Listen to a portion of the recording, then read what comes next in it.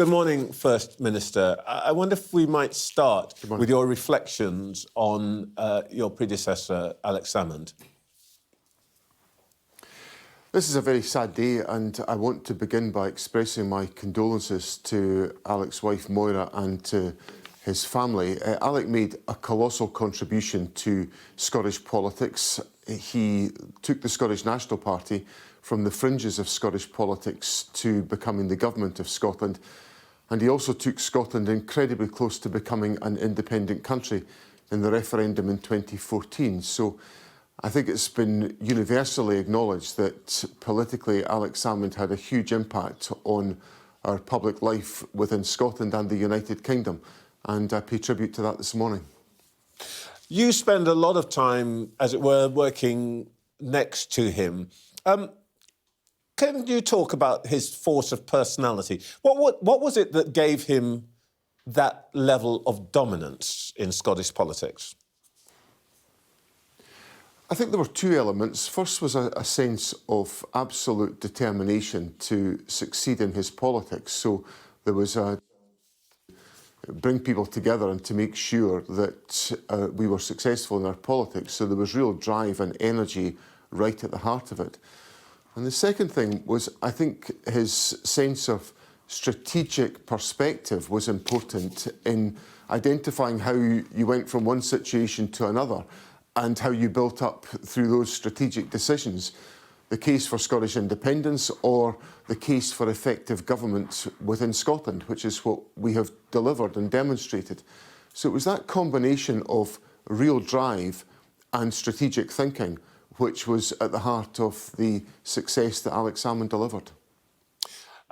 His successor, Nicola Sturgeon, in her tribute, referred to the fact that essentially they had fallen out. But this was a broader issue than just the two of them, wasn't it? That the SNP hierarchy essentially cut off Alex Salmond. This was before any of the personal allegations came up. Do you, in any way, feel regretful now about the way that he says he was treated?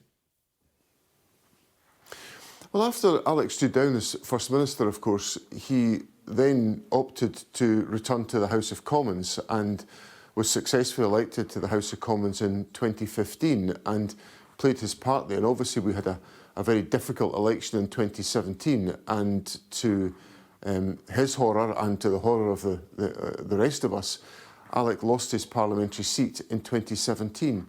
So there was, of course, a difficult period, and there'll be time to reflect on all of that. But I think what's important at this moment is to acknowledge that Alex Salmond was a hugely important and significant and influential figure in Scottish and United Kingdom politics, and he changed our politics and made the whole concept and the possibility of independence a real prospect for so many individuals within Scotland and got us so close to the achievement of independence in 2014. And our job now is to build on those foundations, because what we see in politics in Scotland today is still just as much support and enthusiasm for independence as there was in the referendum in 2014. So that debate has got to come to its conclusion, and we will make sure that it does.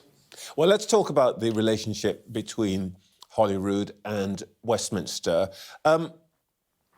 You attended the new Nations and Regions Council on Friday. I understand that you have said that you, as First Minister, will only talk to the Prime Minister directly. Where does that leave the Prime Minister's so-called envoy, Sue Gray? I think it's important to know what happened on Friday at the event in Edinburgh.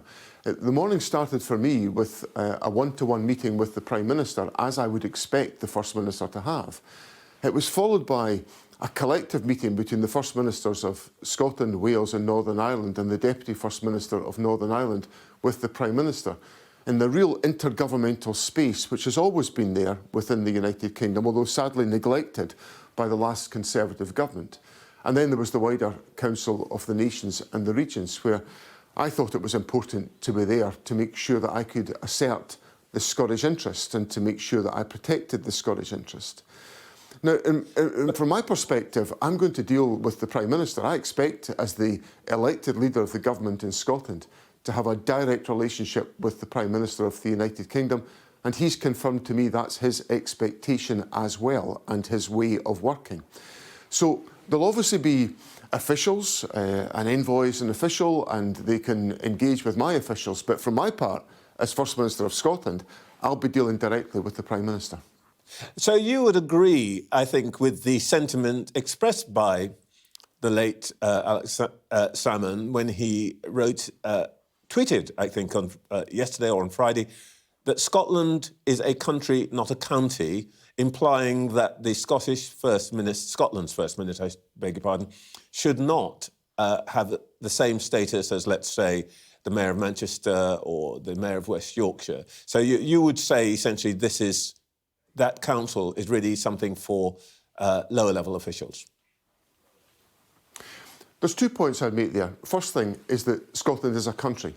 Scotland's a nation, and we've got a proud history, a proud identity, and as First Minister of Scotland, I will always protect and assert the identity and the character and the powers and the responsibilities of Scotland as a distinctive country. I obviously want us to be an independent country, and that's what I'm focusing on in my leadership of the country. But the second thing is that where there's a body that's got executive influence, where the Prime Minister's engaging with a variety of political leaders, I want to make sure that I'm in there to protect the Scottish interest, to make sure I'm standing up for Scotland, because if I'm not standing up for Scotland, I'm not sure who is.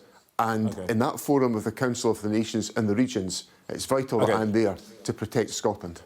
OK, so you'll play a part there. Just very quickly, a party matter. You're 18 months off Holyrood elections.